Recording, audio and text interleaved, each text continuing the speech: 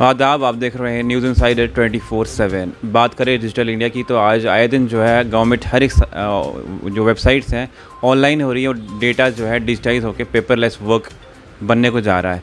इसी के चलते जो है आज हाल ही में खबर आई है कि जो पीडीडी डिपार्टमेंट जो है उसका डेटा हैक हो चुका है हैकर्स के द्वारा। इस सब पे बात करने के लिए हमारे साथ हैं एसएसपी सिविल सेक्रेटरी जम्मू और साइबर एक्सपर्ट, जिनसे बात करके हम जानते हैं कि ये कितना जो है एक पब्लिक के लिए नुकसानदेह हो सकता है जो डेटा हैक हो चुका है, और इस सब पे बात करेंगे। सर, आपका बहुत बहुत स्वागत अपना टाइम देने के लिए।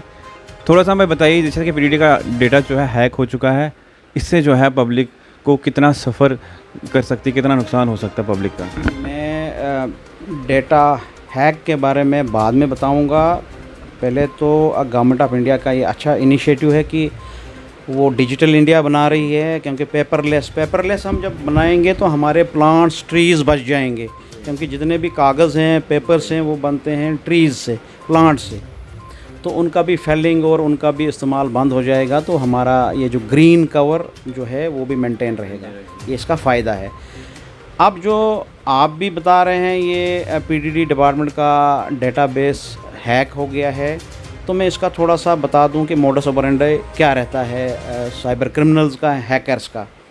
देखें, हम रूल आउट नहीं कर सकते हैं कि अक्रॉस द बॉर्डर कोई भी कर सकता है ये, मगर मुझे शक है कि ये कंज्यूमर भी कर सकता है, क्योंकि इतने बिल्स अगर ज़्यादा आ रहे हैं, जो इनको फील हो रहा है पब्लिक को कि बिल ज़्यादा आ रहे हैं, और शरारती तत्व हर जगह पर हैं। एक इससे पहले एक क्राइम हो रहा है जो कि पूरा ऑल ओवर इंडिया ये बड़ा मशहूर है। जब ई मीटर्स लगाए तो हैकर्स ने या साइबर क्रिमिनल्स ने एक साइबर क्राइम का परपेट्रेट किया। वो था डेटा डिडलिंग। डेटा डिडलिंग क्या होता है कि आप आल्टर करते हैं डेटा ही, जिसकी वजह से आपका बिल आपकी चॉइस से आता है। ये भी हो सकता है, या रैनसमवेयर, क्रिप्टो वायरोलॉजी एक ब्रांच है इसकी साइबर क्राइम की। उसमें क्या होता है कि अगर हम कोई ट्रोजन या पॉप के ज़रिए या आपके किसी भी लिंक के ज़रिए हम दबा देते हैं, जो प्रिवेंटिव मेजर्स मैंने पहले भी बता दिए हैं, तो ट्रोजन ऐसी मालवेयर, रैनसमवेयर जिसको बोलते हैं, उसमें क्या होता है कि वो आपके सिस्टम में आ जाता है और वो क्या करता है कि आपके सिस्टम का कंप्रोमाइज़ कर देता है सारा डेटाबेस। अब इसमें क्या होता है कि वो एनक्रिप्टेड कर देता है आपका डेटा। एक तो एनक्रिप्टेड भी कर देता है, वो पब्लिक की रहती है उस साइबर क्रिमिनल के पास।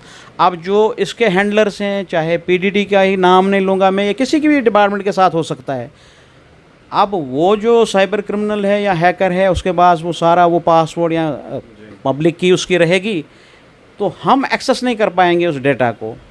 बारहा ये देखा गया है, जब भी रैनसमवेयर इस तरीके का अटैक हुआ है, तो वो या तो रैनसम मांगते हैं फ़ोन करके, या कांटेक्ट करते हैं उस ऑर्गेनाइजेशन को, जी मुझे इतना पैसा दो, फिर आप एक्सेस कर सकते हो। मगर बहुत सारे जो अच्छे डिपार्टमेंट्स या ऑर्गेनाइजेशन हैं, वो बजटरी प्रोविज़न रखते हैं साइबर सिक्योरिटी के लिए, तो वो इमीडिएटली इसका तोड़ कर लेते हैं। और अगर उतना साइबर क्रिमिनल चालाक ना हो, उतना स्ट्रांग मालवेयर ना बनाया हो, तो इसको डिक्रिप्ट भी कर सकते हैं और इसको रेस्टोर भी कर सकते हैं। अदरवाइज़ आपने तो उसी पर रहना। मैं इसकी मिसाल, आम आदमी को इतना डिटेल तो समझ आएगी नहीं, मैं इतना ये कहूँगा कि फॉर एग्जाम्पल मैं सेक्रेटरीट में हूँ। सेक्रेटरीट में अगर हम सिक्योरिटी हटा दें तो लोगों का आना जाना फ्री रहेगा। अब फायरवॉल या जो भी सिक्योरिटी, साइबर सिक्योरिटी या जो भी है, आपने अपने सॉफ्टवेयर के ज़रिए या हार्डवेयर के ज़रिए, मैंने तो ये भी रिकमेंड किया है कि हर डिपार्टमेंट को कि आप UTM डिवाइसेस लगाओ एज ए फायरवॉल, वो फ़िल्टर होके आपका जो भी एक्सेस दे देगा। तो अब अगर हम घर में ताला कमज़ोर लगाएं या घर खुला छोड़ें, तो दूसरे ने वो ताला तोड़ना है और उसको अपना ताला लगा के चाबी अपने पास रखनी है। ये रैनसमवेयर इस टाइप का हो सकता है। अब डिटेल इन्वेस्टिगेशन के बाद ही पता चल सकती है, मगर मैं तमाम डिपार्टमेंट्स को कहता हूँ सेक्शन 70, जो मैं बारहा गवर्नमेंट को या किसी भी अदारे को रिक्वेस्ट करता हूँ कि सेक्शन 70 जो IT एक्ट की है, जो सेंटर ने पास की है, उसमें हमने तमाम ऑर्गेनाइजेशन, चाहे PSUs हों या गवर्नमेंट ऑर्गेनाइजेशन हैं जिसमें क्लासीफाइड डेटा है, उसको डिक्लेयर करना है गवर्नमेंट गैजेट में एज ए प्रोटेक्टेड सिस्टम। अगर उसमें कोई ब्रीच होती है तो उसकी सज़ा 10 साल है। अगर इस वक्त तो वो नोटिफिकेशन निकली नहीं है, उसकी सज़ा 2 साल है। वो तो डेटरेंस तो है नहीं है साइबर क्रिमिनल के लिए। उसके अलावा एक और कंसेप्ट है जिसको हम कहते हैं digital hygiene. Every person, every department, every organisation has to maintain the digital hygiene, otherwise you will be the victim. मैं भी विक्टिम हो सकता हूँ इसका। ये बड़ा आप इसको प्रोपेगेट करें, इसको थोड़ा सा ग्रेप वाइन के ज़रिए हर एक को बता दें, और हर ऑर्गेनाइजेशन को समझने की ज़रूरत है। टॉप टू बॉटम हर एक को थोड़ा सा सेंसिटाइज होना पड़ेगा साइबर क्राइम के बारे में। और साइबर वारफेयर में अभी चाइना के साथ हमारी जंग है। किसी वक्त भी कुछ भी साइबर वारफेयर, हम जंग इसको नहीं कहते हैं कि eyeball to eyeball हमारी जंग के चांसेस हैं, वो इतना नहीं कर सकता है। मगर साइबर वारफेयर के बारे में जो जितना मुझे नॉलेज है कि वो इंफॉर्मेशन डिनाइल कर सकता है, इस किस्म के हर ऑर्गेनाइजेशन के डेटा को मैसअप कर सकता है।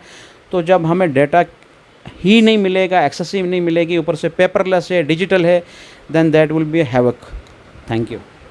सर, जैसे हम बात करें, जैसे डिजिटल इंडिया है, उससे जो है काफ़ी पब्लिक को रियायत भी मिल सकती है, आराम भी मिल सकता है। जब साइट जो है ऑनलाइन हो जाएंगी, उसके बाद जो है पब्लिक अपना एक्सेस जो है गवर्नमेंट से ऑनलाइन फ़ोन कंप्यूटर के द्वारा कर सकती है। लेकिन कुछ टाइम पहले जो है, साल 1.5 साल पहले आधार जो था उनकी साइट भी हैक हो चुकी थी, डेटा जो है उनका भी हैक हुआ था। क्या ये परेशानी आ रही है कि बार बार जो है गवर्नमेंट वेबसाइट्स का डेटा जो है हैक होते जा रहा है? उनको जो है और क्या स्टेप्स उठाने चाहिए इस चीज़ के लिए, पब्लिक सेफ्टी के लिए भी और अपने जो साइट्स है उनको सेव करने के लिए भी? देखिए, मैं आपको एक चीज़ बता दूं, जहां पर किसी टेक्नोलॉजी या किसी भी चीज़ का नए काम करो तो बुरे काम भी होते हैं। अगर आप शराब की दुकान खोलते हो, आप मत पियो शराब। अब शराब की दुकान ना खोलने से जो शराबी होगा उसने तो ढूंढना ही कहीं ना कहीं है। अब जहाँ पर हैकिंग का ताल्लुक़ है, जहाँ पर इसके फ़ायदे भी हैं, नुकसानात भी हैं। अब आप कोरोना है, जैसे आप अगर प्रिवेंटिव मेजर्स करेंगे आप बच जाएंगे, प्रिवेंटिव मेजर नहीं करेंगे तो आप इसका विक्टिम हो सकते हैं। ऐसे ही साइबर क्राइम, जब तक इसका तो परमानेंट कोई वैक्सीन है नहीं, जिसमें पहले भी बताया कि साइबर वैक्सीन है नहीं, जैसे कोविड का भी कोई वैक्सीन नहीं आया है, तो परमानेंट कोई साइबर वैक्सीन भी नहीं है।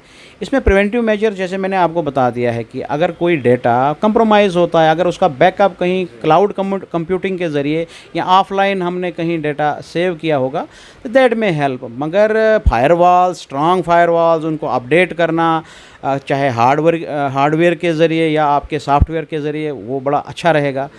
तो हर ऑर्गेनाइजेशन को मैं ये रिकमेंड करूँगा कि चाहे वो कोई भी पब्लिक हो या कोई भी हो, उनको एक बजटरी प्रोविज़न रखना चाहिए साइबर सिक्योरिटी के लिए। एक्सपर्ट मंगाने चाहिए। अब मैं थोड़ी बोल सकता हूँ मैं बहुत बड़ा एक्सपर्ट हूँ इसमें, मैं सिर्फ अवेयर कर सकता हूँ आपको कि यहाँ जी ये ऐसे है तो इसे ऐसे करो। बिकॉज पुलिस में मैं सुपरवाइज़ कर सकता हूँ इस चीज़ को या बता सकता हूँ किसी चीज़ को, और मुझसे भी ज़्यादा एक्सपर्ट है पुलिस में। ऐसा नहीं है कि मैं जो बोल रहा हूँ कि बाकियों को पता नहीं है। हमारे पास बड़े अच्छे इंजीनियर्स हैं, आपके अच्छे एमसीए करके सब इंस्पेक्टर्स हैं, सीनियर ऑफिसर्स हैं जिनको नो हाउ ज़बरदस्त है। मगर चूँकि एक फोकस देने की ज़रूरत है इस आस्पेक्ट पर, इससे पहले कि ये हमें एनगल्फ कर जाए, we have to be prepared for this menace. Sir, आखिर में एक सवाल है आपसे कि जैसे डेटाज़ हैक होते हैं वेबसाइट से, हमारा जो है जम्मू कश्मीर गवर्नमेंट और साइबर सेल जो है हमारा कितना स्ट्रॉन्गेस्ट है उनको पकड़ने में? क्या उनको कितना जल्दी पकड़ सकते हैं जो लोग ये चीज़ हैक करते हैं? क्या ये चीज़ पॉसिबल है? मुश्किल कोई चीज़ नहीं है। इसमें गवर्नमेंट ऑफ इंडिया ने एक साइबर फोरेंसिक लैब्स का भी एस्टेब्लिश करने का हुक्म जारी किया है, वो भी इन पाइपलाइन है। और जम्मू एंड कश्मीर में एक सेंट्रल फोरेंसिक लैब भी बनेगी।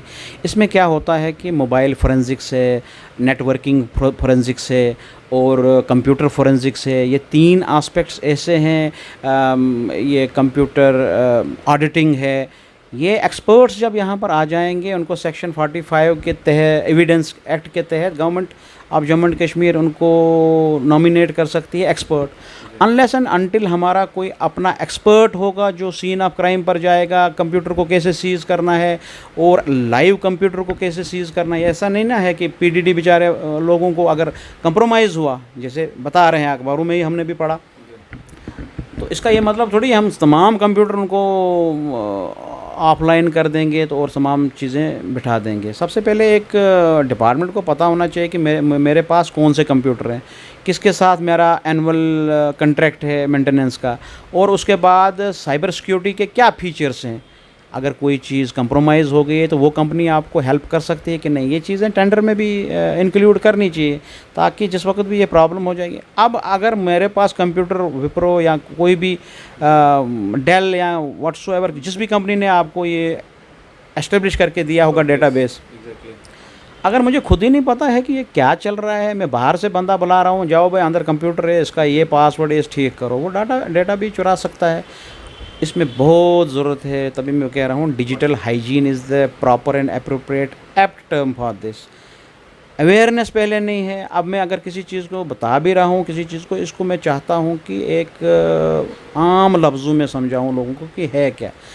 पहले awareness, then you have to go and embark on the digital India. एकदम से अब ये भी अगर हम ये सोचेंगे कि पहले अवेयरनेस करें फिर हम डिजिटल इंडिया स्टार्ट कर देंगे, वो भी गलत चीज़ है। अब हमने साइड बाय साइड सीखना भी है इसको और चलाना भी है। इसमें कोई कंप्यूटर में कोई डिग्री करने की ज़रूरत नहीं है। अगर आम आदमी के लिए, अगर वो बार बार कोई चीज़ चला रहा है, उसको समझ आ जाती है इसको हैंडल करने का क्या है।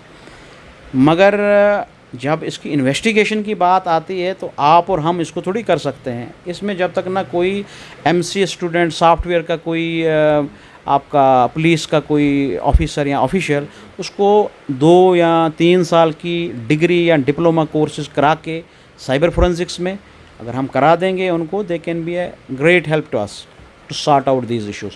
बाकी ये जो मोबाइल गुम हो गया उसको ढूंढना, ट्रैकिंग पर लगा देना, ये आम सी बात है। हमारे पास चैलेंजेस बहुत हैं और ministry of home affairs Delhi हमें बहुत मदद कर रहा है, सर्ट्स मदद कर रहा है। अब हमने देखना है स्टेट में हमारा फोकस कितना रहेगा, और हर डिपार्टमेंट को ये समझना चाहिए कि उसको सेक्शन 70 का ख्याल रखना है गवर्नमेंट को उनका। मुझे लगता है जल्द, मैंने भी एक लेटर लिखा है गवर्नमेंट को अपने ऑफिस से, और शायद जल्दी टेकअप हो जाएगा। वो भी एक डिक्लेयर हो जाएंगे तमाम सिस्टम्स इज़ प्रोटेक्टेड। जब प्रोटेक्टेड सिस्टम डिक्लेयर हो जाता है तो फिर उसमें सज़ाएँ भी बढ़ जाएंगी। तो इंफॉर्मेशन टेक्नोलॉजी एक्ट अभी एनफ है, इसको टैकल करने के लिए सिर्फ समझने की ज़रूरत है। Thank you. आपका बहुत बहुत शुक्रिया हमारे से बात करने के लिए। तो ये थे हमारे साथ साइबर एक्सपर्ट मोहम्मद यासीन साहब किचलू। बात की जाए डिजिटल इंडिया की तो जो है आए दिन जो है गवर्नमेंट वेबसाइट्स जो है हैक होती जा रही हैं। सरकार को चाहिए वेबसाइट्स ऑनलाइन करने से पहले जो है बहुत सारे जो सिक्योरिटी फीचर्स हैं वो उन पे लगाए जाएँ, ताकि पब्लिक का जो डेटा है वो ब्रीच ना हो जाए। बाकी की ऐसे अपडेट आप देखते रहिए न्यूज़ इनसाइडर 24/7।